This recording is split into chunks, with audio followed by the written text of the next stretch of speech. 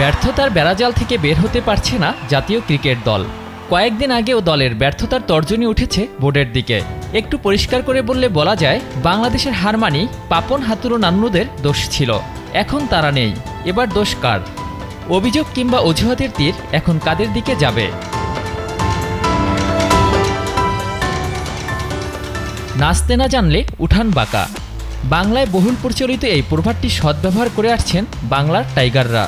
Match হারলে কখনো পিচের দোষ, কখনো সামাজিক যোগাযোগ মাধ্যমে ক্রিকেটারদের নিয়ে বেশি আলোচনায় মনোবল ভাঙার অজুহাত, আবার কখনো দলের ভেতরের অস্থিরতাকে বড় করে দেখানো তুলে ধরা হতো।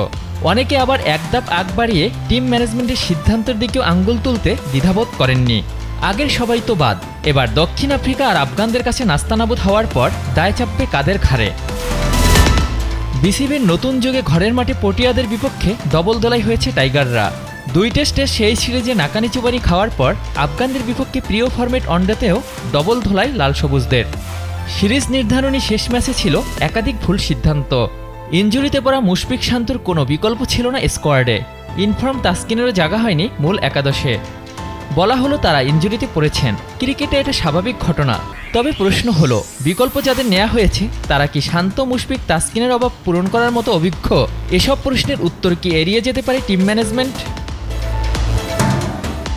মেহেদী হাসান মিরাজ আর 39 বছর বয়সী মাহমুদুল্লাহ রিয়াদের অর্ধশতক মেলান হয়েছে আফগান ওপেনার রহমানুল্লাহ গুরবাজের দায়িত্বশীল শতকে।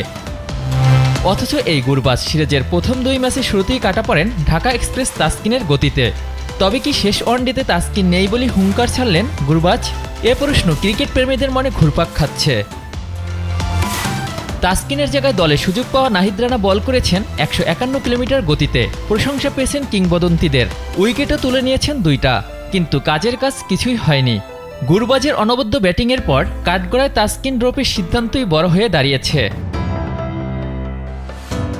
স্কোয়াডে যোগ্য বিকল্প না থাকায় খেলোয়াড়দের মাঝে দেখা গিয়েছে ক্লান্তির ছাপ। সাব ফিল্ডার হিসেবে মাঠে নামা রিশাদ হোসাইন ইনিংসের 12তম ওভারে হাতছাড়া করেন গুরবাজের উইকেট।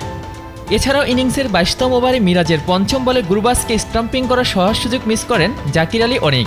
3বার সুযোগ পেয়ে বাংলাদেশের হাত থেকে ম্যাচটি একাই কেড়ে নিয়েছেন এই হাডিটার ওপেনার।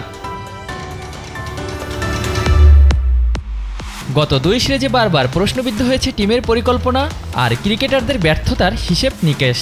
কিন্তু এবার দোষটা চাপাবেন কার উপর? বোর্ডে তো নেই সবসময় বলির পাঠা হওয়া নান্নু হাতুড়ু কিংবা বিখ্যাত পাপন। অধিনায়কত্ব ছাড়তে চেয়েও ক্যাপ্টেনের ব্যাস পড়া শান্তও ছিলেন না শেষ ম্যাচে। এখন সিরিজ হারের পিছনে কোনো অজুহাত না খুঁজলে যা দাঁড়ায়, সেটিই কি বাংলাদেশের ক্রিকেটারদের সত্যিকারের সামর্থ্য?